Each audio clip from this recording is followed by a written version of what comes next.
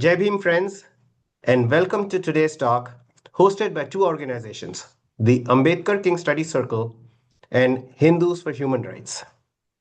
Today's talk is titled, Is Raja Krishnamoorthi's Defeat the Beginning of the End of Hindu Supremacists in the Democratic Party? And it's by the journalist and author Pieter Friedrich. Hindu supremacists within the Democratic Party have presented themselves as progressive people of color, and they speak the language of racial justice. At the same time, they deny or stay silent about caste discrimination within their own communities in the US and support regressive and often violent politics against marginalized groups in India. The Democratic Party, with its well-meaning broad tent, has served as a convenient platform for Hindu supremacists, allowing both progressive rhetoric and regressive positions to coexist. Raja Krishnamoorthi is an example of a Hindu supremacist within the Democratic Party, which is why, for us Ambedkarites and all of us who oppose Hindu supremacy, also known as Hindutva, Raja Krishnamoorthi's defeat is a moment to take in, learn from, and celebrate. Our esteemed speaker today is the journalist and author Pieter Friedrich.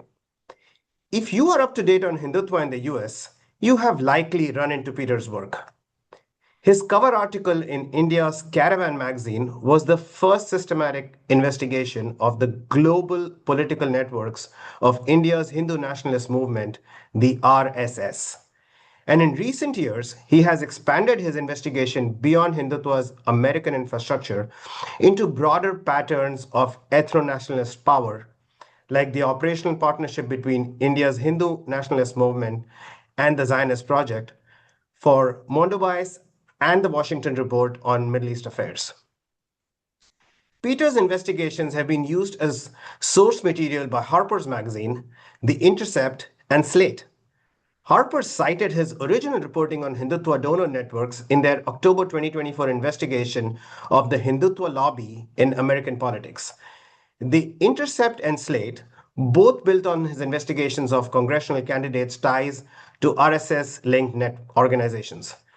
His work has also been cited or featured in the Washington Post, Jewish Currents, Newsweek, Christianity Today, Deutsche Welle, MSNBC, and an Arte documentary on India's Hindu nationalist movement.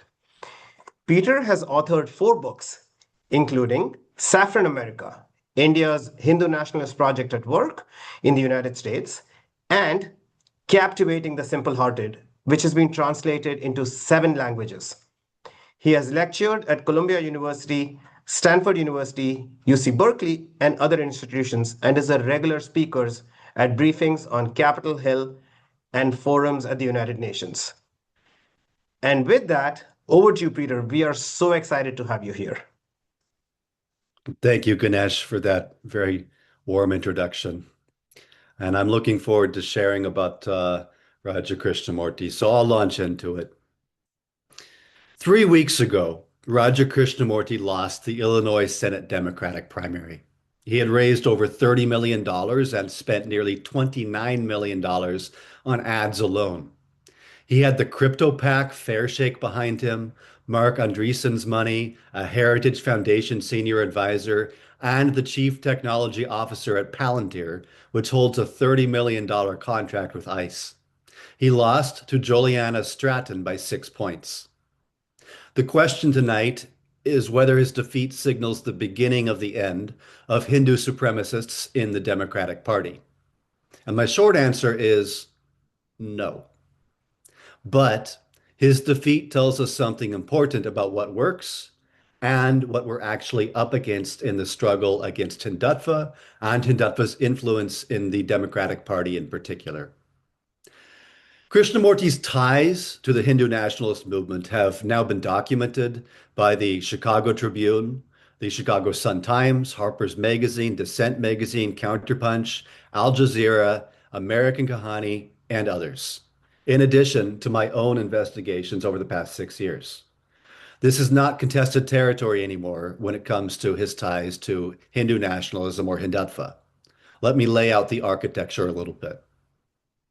In 2014, a physician from Northwest Indiana named Bharat Barai led 650 volunteers from America to Gujarat to campaign for Modi's election as prime minister. Barai had been Modi's host in America since the 1990s. After Modi was banned from entering the United States for his role in the Gujarat pogrom, Barai kept him connected to the diaspora, organizing mass video conferences beamed to audiences in 20 cities. After Modi won, Barai turned to American politics. He and his wife poured nearly $40,000 into Krishnamurthi's campaigns.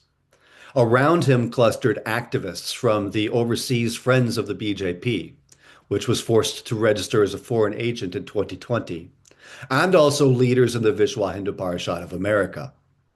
Andrew Cockburn, writing in Harper's magazine last year, independently documented how these same donor networks operate across multiple politicians. Within 6 months of taking office in Congress, Krishnamurthi traveled to India to meet Modi personally. He went on to meet him at least 3 times. In 2018, he spoke at the World Hindu Congress in Chicago, which was organized by the Vishwa Hindu Parishad of America, VHPA, and which was keynoted by the chief of the RSS, who traveled from India to keynote. A year later, Krishnamurthi keynoted an event celebrating the RSS's 94th birthday, an event hosted by the HSS, the RSS's international, or in this case, US wing. And he stood on stage beside garlanded photographs of M.S. Golvarkar, the second and longest serving chief of the RSS. His fellow Indian American Illinois Democrat State Senator Ram Villavalam, however, had taken a very different track. Also a Hindu, also an Indian American, also an elected official in Chicagoland. Ram Villavalam was invited to the World Hindu Congress, just like Krishnamurthi. But he refused and publicly denounced the participation of those extremist elements in that event. It's the same state, the same party, but opposite choices by also Hindu and Indian American elected officials in Chicagoland. So with all of this over the years that Krishnamurthi was in office, what did the RSS and its American affiliates actually get from nearly a decade of Krishnamurthi in Congress? They got 3 things primarily: silence, cover, and access. The silence was strategic. When Modi's regime staged a pogrom in Delhi in 2020, Krishnamurthi said nothing. He just kept his mouth shut. When Congresswoman Jayapal circulated a letter urging Biden to raise human rights issues with Modi, Krishnamurthi's name was found nowhere on that letter. He did not sign it. He was the only Indian American member of Congress, to attend Howdy Modi, the massive 2019 rally for the Indian Prime Minister in Houston. Nikhil Mandalaparty of Hindus for Human Rights told the Sun-Times, Chicago Sun-Times, and this was Rumana Hussein's independent reporting, not mine, that Krishnamurthi, quote, is on the right side on domestic matters, Black Lives Matter, the environment, but when it comes to India, he is cheerleading for the Modi government. And that pretty much captures it. A progressive voting record at home, silence on what Modi does to religious minorities abroad. The cover was institutional. Tyler Williams at the University of Chicago described the RSS to the Sun-Times as, quote, the Indian equivalent of the Proud Boys. Most Americans don't yet know what the RSS is, which is precisely why a sitting Democratic congressman standing on their stage was so valuable. It normalizes the movement in American political life. And the access. The access was strategic. Krishnamurthi sat on the House Intelligence Committee. RSS-affiliated donors had a congressman on the Intelligence Committee who would never ask hard questions about things like transnational repression, about assassination plots against American citizens, about intelligence operations targeting journalists and civil rights organizations. Speaking of which, in February of this year, 2 months ago, Nikhil Gupta pleaded guilty in a Manhattan federal court to plotting the assassination of an American citizen on U.S. soil. Many of the audience will have heard of this. Directed by a former officer of India's Research and Analysis Wing, RAW, the country's external intelligence agency. The FBI's assistant director said that the target became, quote, a target of transnational repression solely for exercising their freedom of speech. And the part that he did not include in that quote was solely for exercising their freedom of speech in America, in their home country, as a citizen. When the indictment dropped of Nikhil Gupta in 2023, all 5 Indian American members of Congress, including Krishnamoothi and CoHNA, issued one joint statement calling it deeply concerning. Single group statement, the bare minimum. When the guilty plea came in February, however, judicial confirmation of a state-sponsored murder plot against an American citizen, state-sponsored by a foreign state, by India, I found zero individual follow-up from any of them. That is what the Democratic Party lost when it lost Krishnamoothi. Not a progressive champion, but a shield for a movement, the Hindutva movement, that needed one, that needed a shield, that needed to be able to hide behind a so-called progressive champion. How deeply embedded was the transaction? Rajagopal, co-founder of Hindus for Human Rights, spent over 2 years trying to get Krishnamoothi to distance himself from his Hindu nationalist benefactors, documenting this in his 2022 investigation titled The Artful Dodger. When Rajagopal finally pressed Krishnamoothi in a 2020 conversation, the congressman told Rajagopal that he had put together a campaign coalition he needed to function somewhat here. If he spoke out on India, he said, the coalition would rend it asunder. A sitting congressman openly admitting that his silence was the price of his donors' support. They were buying his silence on India, on Hindutva. Now, Barai, who I mentioned at the outset as the doctor from Indiana, who served as champion for Modi and a chief fundraiser for Krishnamoothi, he is not an anomaly. He is the model. And to understand the model, you have to understand the pipeline. Many of you in the audience, you already know the caste dynamics of this immigration pipeline from India to the US. This is an Ambedkarite audience. What I want to highlight is where that pipeline terminates. The Carnegie Endowment documented that 8 out of 10 Indian immigrants come from dominant caste communities. 30% of India's population producing 80% of its immigrants. The Harvard anthropologist Ajanta Subramanian observed that these immigrants, quote, arrived after the height of the civil rights movement and benefited from a struggle that they had not participated in or even witnessed. They walked through the doors of the Black Freedom Movement that the Black Freedom Movement opened and used the wealth they accumulated to build a political operation that fights against extending similar protections to caste-oppressed peoples in America. And that is the context for Governor Newsom's veto of SB 403 a couple of years ago, the California bill that would have made caste a protected category under state civil rights law. The opposition was spearheaded by the Hindu American Foundation, the VHP of America, and the Coalition of Hindus of North America, CoHNA.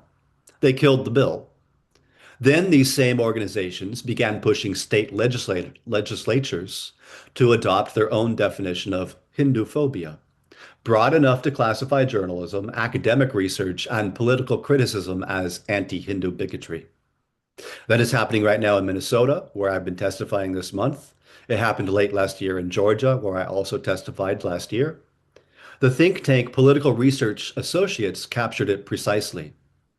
The Hindu American Foundation, they wrote, developed an American articulation of Hindutva, or Hindu nationalism, that uses rights-based language, all while framed in opposition to other communities' civil rights. They are hijacking the language of civil rights itself, the language that communities in this room and this audience have fought for, to shield a political movement from accountability.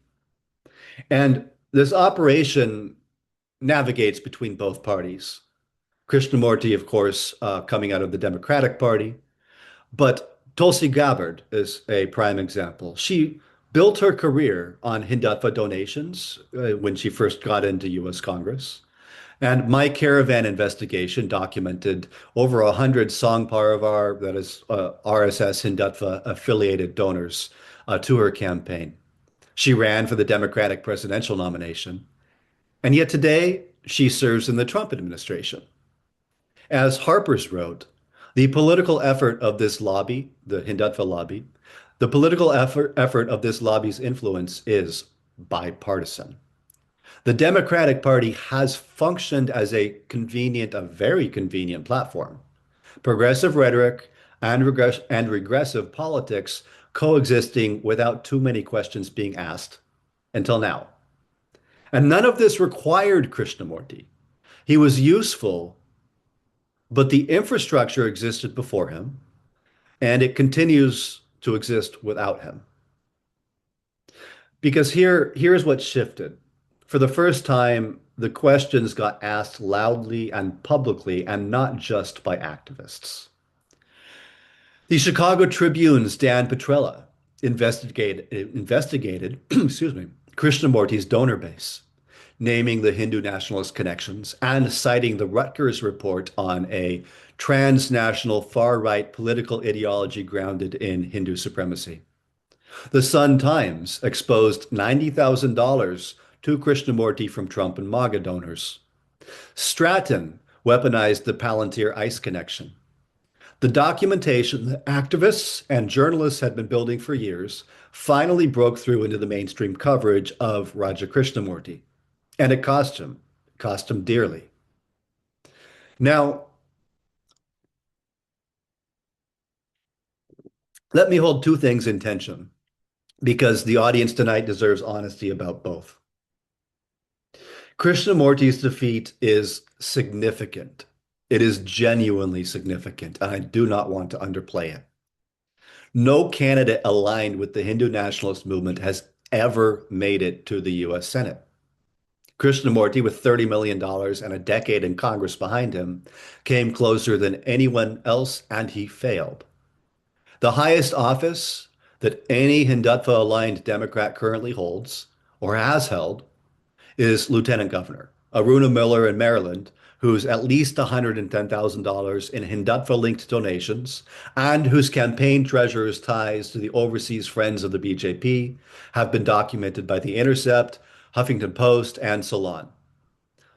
To date, so far, the Senate remains out of reach for Hindutva-aligned candidates, and they have not been able at a federal level to get past the U.S. Congress, the U.S. House of Representatives. That matters. That really does matter. But here is what did not happen. Krishnamoothi lost because his challenger, his competitor, Stratton, made him toxic on immigration enforcement and on donor transparency, domestic issues that Illinois voters care about. He did not lose, emphasis, he did not lose, because the Democratic Party decided that association with a movement implicated in a state-sponsored assassination plot on American soil was disqualifying.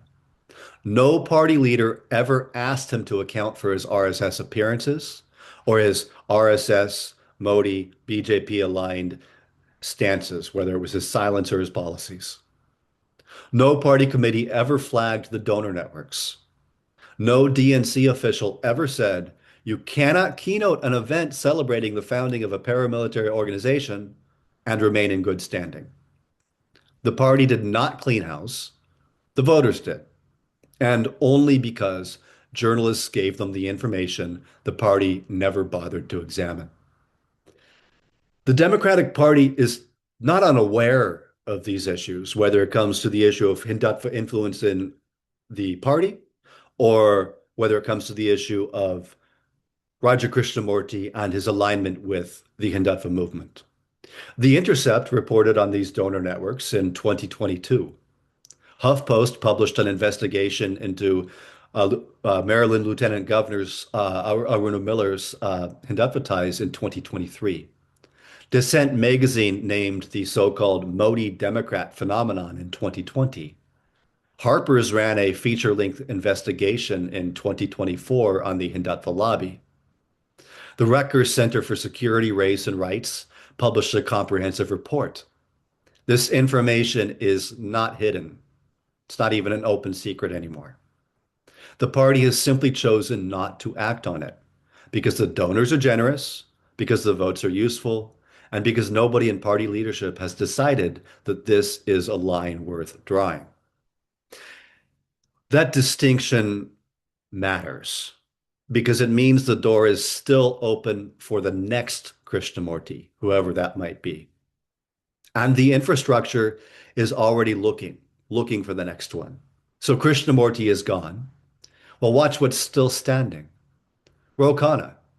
In 2019, Ro Khanna tweeted in response to my own Caravan magazine investigation that it is, quote, the duty of every American politician of Hindu faith to stand for pluralism and reject Hindutva. Yet by 2023, Ro Khanna had co-authored the letter inviting Modi to address a joint session of Congress. He had attended the state dinner, and he met with a rabid Hindutva ideologue in India who had called his own colleague Ilhan Omar from Minnesota, where I'm actually at right now, a, quote, jihadi.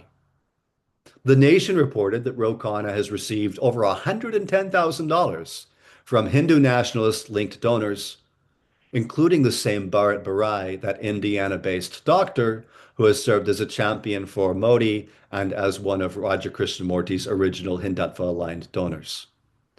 When I spent 90 minutes with Khanna at the Capitol the day after Modi's 2023 address and told him that people think that he's straddling the fence, he said, paraphrasing, exactly.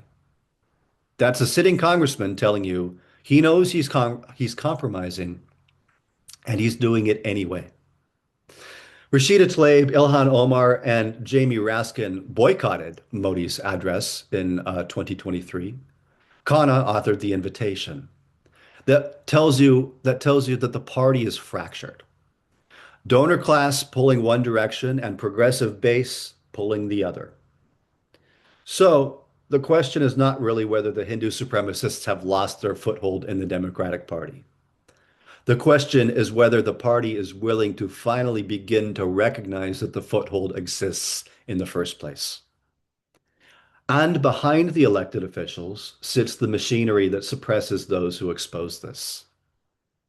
The Washington Post revealed that the Disinfo Lab, which published dossiers targeting American critics of Modi, including myself, as well as Hindus for Human Rights and other individuals and organizations, was created and run by a raw intelligence officer.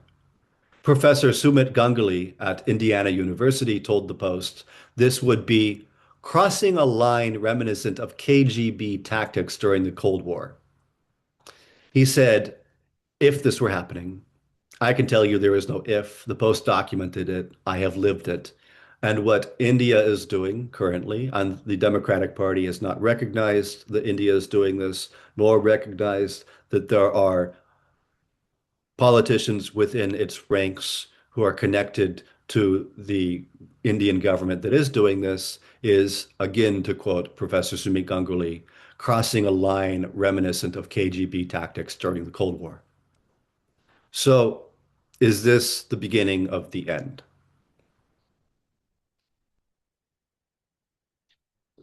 The defeat is real. The Senate ceiling held. $29 million was not enough when the record was public. Years of documentation by journalists, by activists, by organizations like Hindus for Human Rights and the Ambedkar King Study Circle created the foundation that mainstream outlets finally built on.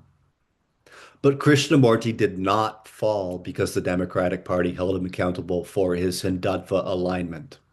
He fell because voters did.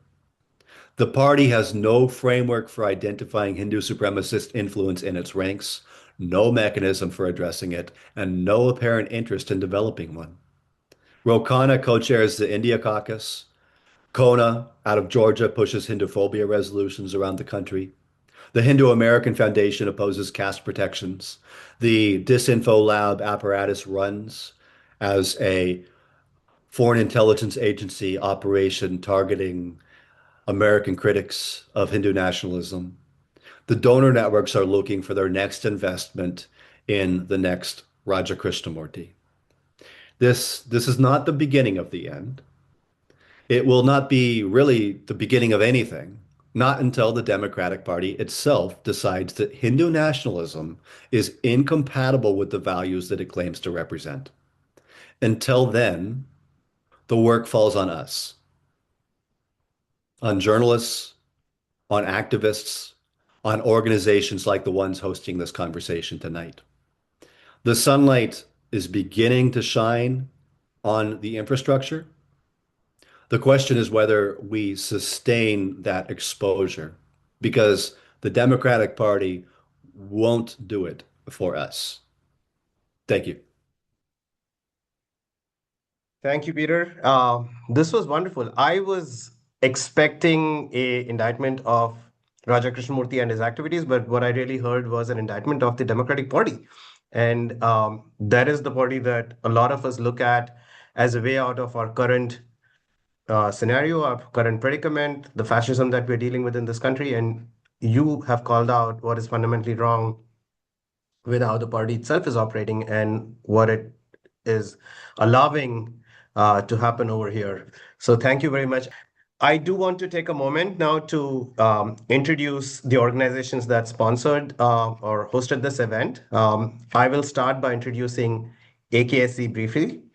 AKSC, or Ambedkar King Study Circle, is a membership-based organization which aims to challenge all kinds of oppression: class, caste, race, religion, and gender. We believe that only an organization with dedicated members can take our struggles forward. We hold regular reading sessions, we get involved in various interventions, and we host an annual conference. This year, we have launched the Anti-Caste Helpline, 1-844-66-UNITE. That is 1-844-668-6483. To listen, engage with empathy, and provide support to anyone facing challenges with caste discrimination, isolation, or exclusion in the USA and all over the world. We appeal to you all to spread the word about this initiative broadly so that it can reach everyone who may ever feel the need for it. I would also like to extend a warm invitation to you all to Ambedkar Jayanti, happening on April 18th in Hayward. We will post registration link in the chat now. Also, our annual conference will happen on September 26th this year. Both the Jayanti and the conference is a great avenue to meet like-minded people, strategize, strengthen, and unite our forces. We will also have fun cultural activities and great food. Registration for student speakers at the conference will open in May. Stay tuned. I'll share also newsletter link on the chat now. It is a low volume mailing list that provides updates on our activities. Please subscribe if you're interested in staying in touch with us and our work. Today's talk is co-sponsored by Hindus for Human Rights.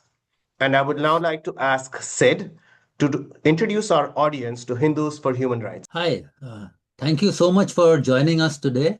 My name is Sid, and I am a Hindus for Human Rights member here in the San Francisco Bay Area.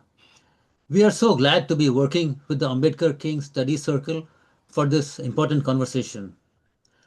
As Hindus, we know that Hindu nationalists and Hindu supremacists do not represent our community, but they often try to pretend that they do. Their politics seem right at home with the party of Donald Trump, but it is very alarming to see them try to infiltrate the Democratic Party as well. We need much more awareness around this phenomenon of right-wing Hindu supremacists masquerading as liberals in places where they know that their right-wing extremist views on Muslims and on caste are very out of step with the communities that they try to represent. At Hindus for Human Rights, we are building a community of progressive Hindus who reject Hindu nationalism and caste. We hope you will join us in our fight alongside crucial allies like the Ambedkar King Study Circle who are leading the way. Thank you. I'm going to start with a couple of questions from my side. The first one, actually, Peter, you did cover a lot of this, but maybe you can summarize this very quickly. What tangible or intangible benefits have accrued to RSS, HSS from Raja Krishnamoorthi's time in the US Congress? Yeah, Ganesh, as you mentioned, kind of covered that silence, cover, access, by having him be in there as one of the earlier Indian Americans elected to U.S. Congress, and therefore viewed as kind of a representative of the community. Um, his choice to keep his mouth shut every time anything came up, that alone accrued great benefits to the RSS Modi, especially in the early days right after Modi got elected in 2014. I think Krishnamoothi came into office when 2016, I believe, especially in those early days. The cover, the normalization by participation as, again, being generally the only Indian American member of Congress to participate in things like the World Hindu Congress, hosted by the VHPA with RSS chief as the keynote, or Howdy Modi. I mean, even Tulsi Gabbard backed out of Howdy Modi, and she backed out of World Hindu Congress. Um, and Howdy Modi, and then also. Aside from Tulsi Gabbard, at the time that he was in office, I believe that he was the only member of Congress, Indian American member of Congress, to openly participate in HSS events. There are some new Indian American members who are Hindutva aligned who have done that, but at the time he was that. So all of that and above, and then of course the access. It's hard to know exactly what he was able to provide, but the simple fact alone that he was so deeply aligned with Hindutva, and my investigations have uncovered in 2022 when I confronted him at a campaign event in Illinois, uncovered that at that campaign event, he was accompanied by an entourage of 4 to 5 top leaders in the Overseas Friends of the BJP. This is Overseas Friends of the BJP, top leaders serving as what appeared to be his entourage at a campaign event. The OFBJP having been registered as a foreign agent for India's ruling party.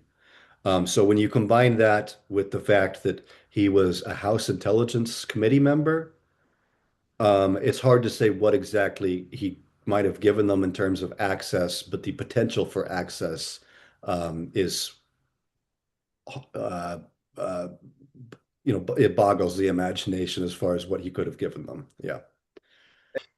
Since OFBJP or Overseas Friends of BJP, as you mentioned, is now forced to register as a foreign agent in the US, does that now Yes. restrict its activities or access to elected reps in Congress? Like, has that been a cause for putting a brake on them? Yes, it does restrict the OFBJP's activities in terms of any meeting now that they have with a politician.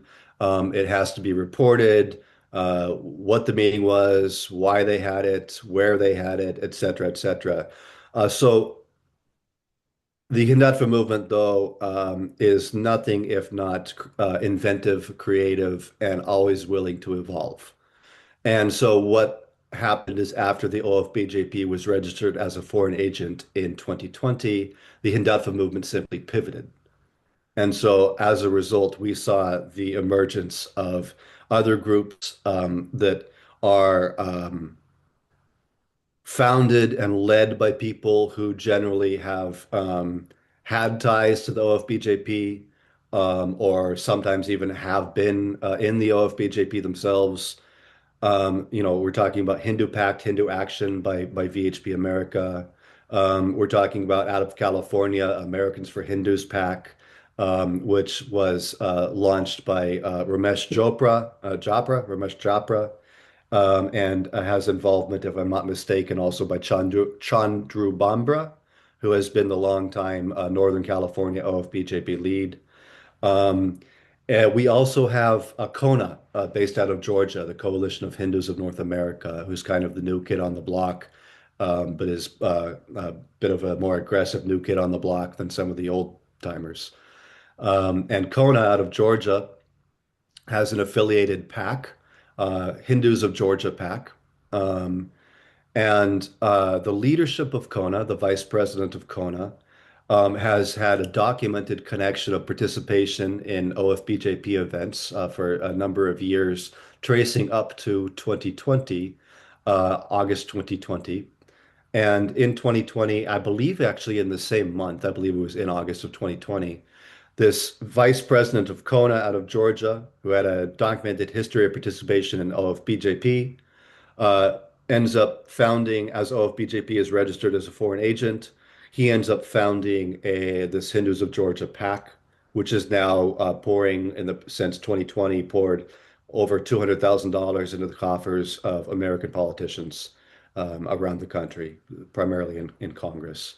And so the end result is just that the Hindutva movement pivoted. It served as a roadblock, an obstacle. I mean, it was a good thing that OFBJP was forced to register as a foreign agent, but it just led the Hindutva movement to have to become more creative and sprout up more organizations that are operating in much the same manner, just without the overt ties to India's BJP that the OFBJP has.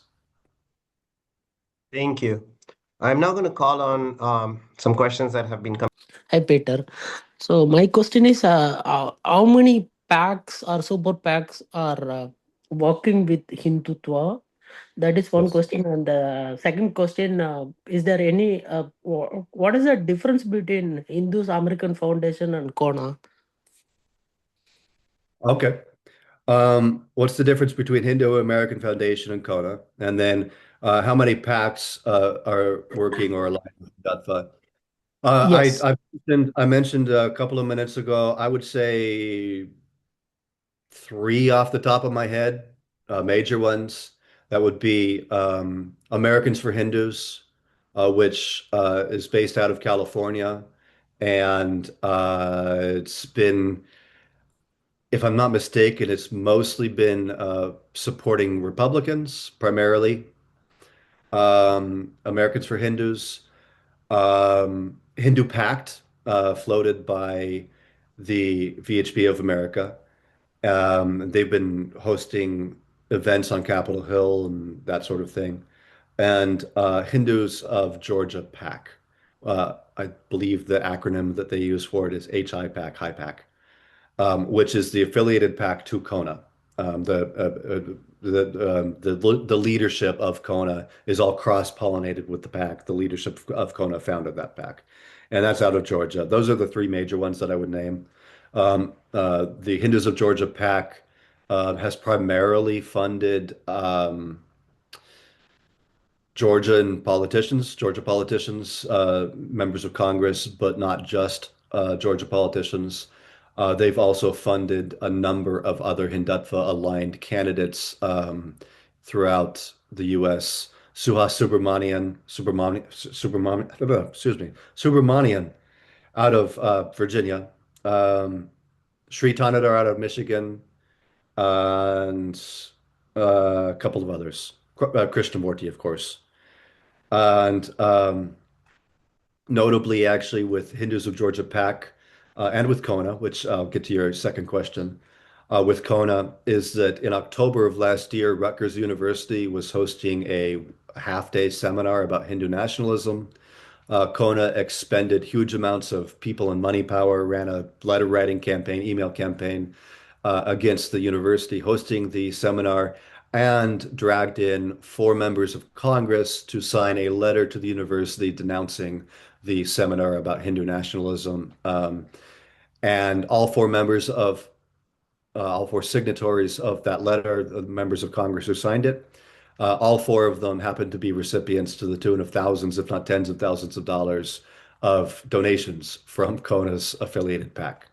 Now, CoHNA and HAF, CoHNA and the Hindu American Foundation, well, the Hindu American Foundation is older. It's kind of the original.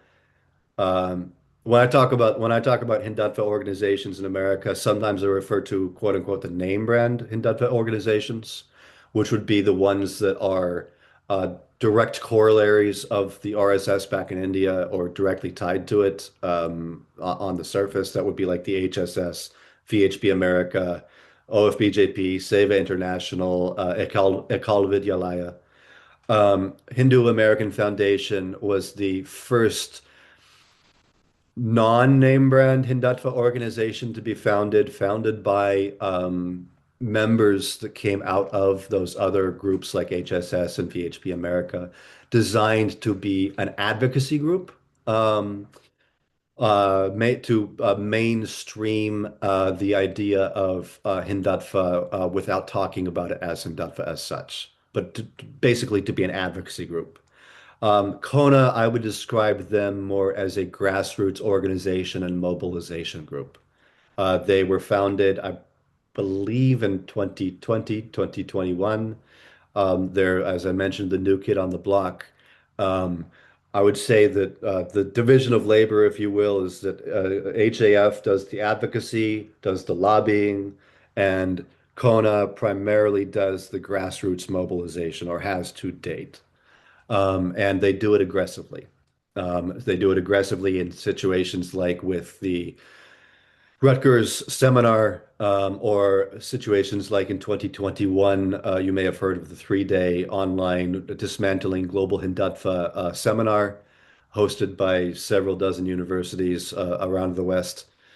And CoHNA was one of the main driving forces behind that webinar, that seminar, getting flooded with 1.2 million emails that shut down university servers, and emails that included bomb threats and death threats to the participants.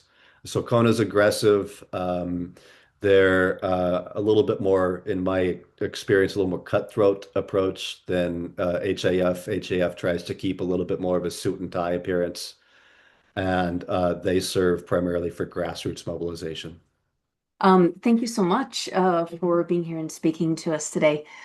So we've seen Hindutva politicians gaining traction in school boards and as Democrat Party delegates, where they're getting political experience, developing networks, and building donor bases. I'm with a Democrat club for Democrats for Palestinian Rights, and in Santa Clara County, I've been watching this happen in real time. Hindus for Americans for Hindus just supported a Zionist politician for district attorney. We were able to thwart it. Yes, he did not get the Democrat. He did not get the Democrat endorsement, but it was very interesting. What questions do you recommend? What questions do you recommend asking, and what processes do you recommend for educating and exposing Hindutva-aligned candidates and politicians to start to educate people on some of the things that we're seeing happening? That's a good question. And it requires a little bit of thought, because it's an easier question to answer if you're talking about somebody that's running for federal office, where they're going to be dealing with issues that, of course, relate to foreign policy. And it's just natural that you would be asking those questions. You mentioned school board delegates, that sort of thing. And that's one of the things that has to be understood about the approach is, I mean, it is very sensible that they do this, is that the Hindutva movement really takes a stepping stone approach. I'm here in Minnesota. They did the same thing in Georgia. In Georgia, for instance, a couple of years ago, they got a resolution passed on Hinduphobia just in the legislature. Then they stepped up and they worked. They got a couple of senators funded, aligned with them, and worked to get a bill introduced, stepping stone. Same thing with school board or with running for school board and then leapfrogging into state office and into federal office and then higher, which is what Krishnamoothi was trying to do. So when it comes to those lower level offices, that's a good question, and I'm offhand not sure exactly how to frame asking questions about Hindutva in a way that it's organic and makes sense in context of the office that the person is running for. I mean, if somebody's running for school board, they're a Hindu, they're an Indian American, it's difficult to figure out a way to throw out a question about where they stand on Hindutva politics without it seeming to be completely out of left field. So I don't have a clear answer to that question because of that, but because of the stepping stone approach that they take, it's an important one to think about how to frame questions like that for people that are running for lower level offices, where it's clear that they're attempting to get political foothold so they can leapfrog higher. Something to think about, and I don't have a clear answer to that. I'd have to Peter. Yeah, some of that stuff is interesting because of conversations around even in school level, you have the curriculum and the discussions around caste and curriculum. So it depends on the office. Like in a school board scenario, I mean, that might be something where it fits in organically, is ask them where they stand on like if it's California's curriculum battle over Hindutva issues. That would be organic. That would be natural and fit into the moment. Perfect. I have said with a question. So do you want to unmute yourself? Sure. Yeah. So I have this question about Hindutva and Zionism, and so we see a lot of collaboration between these two groups. So did Yes. Raja Krishnamoorthi get some support from AIPAC or other such groups? And the larger I have investigated Sri Tanadar out of Michigan, and I actually did an article for Middle East Eye a couple of years ago about his about the correlation in donation base that he had between AIPAC and Hindutva donors. And it's been 2 years since I wrote that, so my memory is a little foggy on that. But if I'm not mistaken, I think I may have mentioned Krishnamoothi in that. If not him specifically, though, what I would say is that from my research, I've done 2 or 3 articles about this. So I haven't done a deep dive into it yet, but I have researched, I have written about it, and it's very much a thing. The collaboration between Hindutva and Zionism, and also the correlation between Hindutva and Zionist donors, AIPAC, as you mentioned. And I've written about, yes, there is a very clear correlation between the major Hindutva aligned members of Congress and AIPAC, that AIPAC is funding most of them at the same time that Hindutva is. And it makes sense that they are because of the alignment between the Hindutva and Zionist movements, both ideological alignment and practical, real-world, concrete alignment, where they're actively working together. One of the most recent examples, I think, being in Mar-a-Lago, if I'm not mistaken, a few months ago, late last year, there was the first Hindu-Jewish or Hindu-Jewish Congress hosted, and I believe it was organized by VHP America. Okay, let me go ahead and ask Anu's question so we can keep moving. Peter, could you comment on the role played by Hindutva groups in elections by acting as gatekeepers on who can run? In the Bay Area specifically, Hindutva groups have fielded rival Hindutva-leaning candidates like Rishi Tandon and Vandana Kumar against Ro Khanna. These other Indian American candidates threaten to split the South Asian vote and work to keep politicians like Ro Khanna in line. To what extent is this happening in other places in the US, and how can we challenge this Hindutva strategy? Yeah, that's an interesting question. And that's true. In Ro Khanna's district, Ritesh Tandon, as a Republican, is a perennial challenger to Ro Khanna for the past several elections. And he is deeply aligned, openly aligned with Hindutva. I think, if I recall correctly, he's bragged that his father was an RSS man, etc. He's been seen on the campaign trail, pictured with BJP, India's BJP spokespeople, etc.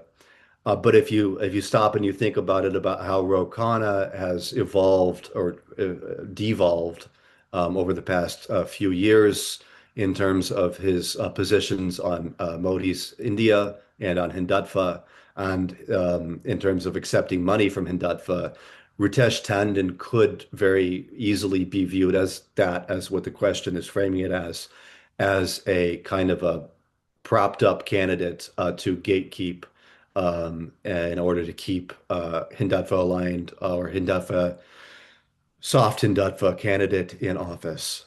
As far as where else this is happening in the country, that deserves investigation. I have not specifically looked into that. There's honestly, there's too many different races around the country to keep track of every single one where that exactly is happening in particular. But I'm glad for the framing of the question.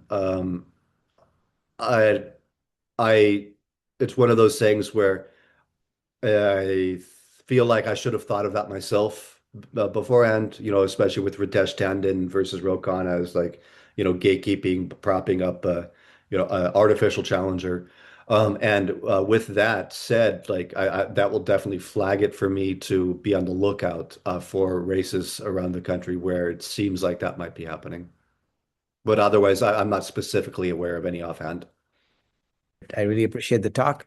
But I'm wondering from Peter's analysis, what he would consider to be a litmus test for a politician who takes the right stance on Hindutva. And I'm wondering if, in my experience with politics, people are always making strategic choices. So what are these strategic choices and where do you draw the line? So for example, if someone is making a choice to engage with Hindutva politicians to help Muslim constituents get visas to India, for example, because that's really hard to do these days, where would you put someone who makes strategic choices like that? But more so also, how does one engage with support among Muslim Desi constituents who can also be split on various reasons and could vote based on what they see as their needs? So do you have any evidence on Muslim support for Raja, for example, and what that might have looked like? Okay, a couple of questions in there, and that's a interesting question. I mean, that's a good question. And you're saying litmus test on somebody who's on the right side? I have not thought about that. I've thought more about the other side, about how to determine if somebody's on the wrong side. Um, if they don't if they don't slot into the criteria that I generally apply to determine if they are aligned with Hindutva, then I personally usually just pass them up. And, it's up to the voter to decide if, whatever policies, Republican, Democratic, Green, whatever, if they like the policies. But I will generally just pass them up if they don't meet the negative litmus test. Now, a positive litmus test, it depends. If it's not an Indian candidate for office, but if it is somebody that is likely to have influence in foreign policy, i.e., like end up on the Foreign Affairs Committee or something like that, then I guess it would be pretty easy. Just like, what are their views on U.S.-India relations, especially what are their views on the U.S. Speaking out on human rights issues happening in India? Like, are they going to subsume human rights issues in favor of a unconditional relationship with India, that sort of thing? Um, if it's a they see an Indian politician, um, it's just natural, I would think, to inquire about like um, what are their views, where are they coming from on what's happening in India? What are their views, asked, directly, I think it's what are their views on Hindutva? It's relevant today with Hindutva being the governing movement of India for the past 12 years. Um, that sort of thing, and then policy-wise, what would they do specifically? You had one last thing About at the end, Muslim support. Yeah. Muslim support. So I was in Chicagoland in 2018 for the World Hindu Congress. And I attended a protest outside of the World Hindu Congress. There were probably a couple hundred people there, many of them Indian American Muslims. I talked with several of them. They told me that they'd previously been supporters of Krishnamoothi. He'd only been in office for a couple of years at that point, up until they learned about his Hindutva connections. Basically, the um, understandable ignorance of the voter because people aren't going, expecting these politicians to be aligned with Hindutva, played a factor there. And he had a lot of Muslim support up until the Hindutva Hindutva alignment began to come out. Thank you. Perfect. Appreciate it. I have an interesting question here from Rashmi that I'm going to read out to you, and we're getting close to the last couple of questions. So this one is, what weaknesses, if any, do you see in the RSS network here in the US?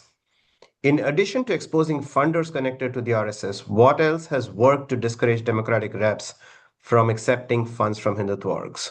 The weaknesses that I see, I think a couple of things, maybe three things. Arrogance would be one of the major weaknesses. Most of the Hindutva people that I've encountered in person or in just in their actions are deeply arrogant. And I think the pride is a real potential downfall. It makes them, the pride makes them unable to do what then I would say is one of the second weaknesses, which is I talked about them evolving in terms of like evolving, sprouting up new organizations, etc. But they have a tendency to operate in this, what I usually analogize to like a standing army method. Ganesh, I appreciate you wearing the keffiyeh there. And that makes me think of like what works against the standing army. The Hindutva organizations and movement in the US operate as large, deeply funded groups that work en masse, like all together, but are weak and vulnerable when it comes to essentially insurgent tactics, popping up here and there. As I've done over the years. I show up at a city council in one state, and then I'm in a city council in another state. I show up at I show up at half a dozen city councils across an area where one of the major Hindutva groups happens to be trying to gain influence and ends up throwing a wrench into the gears for them. The arrogance, the fact that they're a standing army, which is vulnerable to, basically insurgent tactics. They can be easily combated by just one or two or three passionate people who pop up and operate independently and autonomously. And then three would be that they are changing, but the Hindutva movement in America at the moment is still primarily based on and kept afloat by a bunch of old timers, immigrants from the 70s, the 80s, deep-pocketed people who are operating with archaic approaches that are probably 20 or 30 years out of date, who still think that the typical approach to mainstream politics of lining pockets and schmoozing donors or schmoozing politicians is the single most and only effective approach. I think that we are beginning to see in 2026 that there are approaches that actually are much more effective than that. And the Hindutva movement, I don't think, is adapted to the new models, new approaches yet. What can we do to discourage? Other than exposure, I would say exposure is the top thing. I mean, direct challenge, a challenge in public, on camera, documented. That's, I think, probably one of the most effective methods for. Let me jump to the last question that we had here. And it's going to be a quick question for you. I'm combining two questions that came in because we are pretty much at the end, and they're both related to transnational financials. So there's a question from Sid and Sanjay. One is asking, is money flowing from Hindutva groups here into India to influence elections in places like Bengal and Kerala? Have you seen evidence of money flowing from here to India? And the other question from Sanjay is, have you seen evidence of Indian billionaires funneling dark money into the US, especially in light of the kind of trouble that Adani has run into in the US? So I don't know if you have answers to those, but short answer is yes, kind of, and second answer is no, I haven't. To elaborate a little bit on the first one, it is beyond question. It's documented. There's millions, tens of millions of dollars flowing from Hindutva groups back into India. That's on record. There's no question about it. If that money is going to influence elections, however, that's not something that's been entirely documented. I don't know. We can only speculate on that. What we do know is that groups like VHP America, Seva International, Ekal Vidyalaya are raising tens of millions of dollars here and sending it back to the pockets of Hindutva groups in India to do something with, whatever they want with. That's not traced. And then that's not traced. And then the, dark money, Adani money, Ambani money, any of that coming from India into the US as dark money. Well, it's dark money if it's coming. And that's certainly not something that has been traced. That's beyond me as a single individual, but that is something that deserves a deep look into. And speculatively, I would say the answer is probably yes. Thank you once again, Peter, for running this talk, for giving us so much of information. Thank you to Hindus for Human Rights for working with us, the Ambedkar King Study Circle, on posting and organizing this talk. And thank you to everyone who participated today. This talk would not have been good without all the rich questions that you asked, the conversations that you generated. You stumped Peter on a few questions where he had to think about how to answer, which is always wonderful for a journalist to go back and do further research on. So thank you for all the participation. Great talk.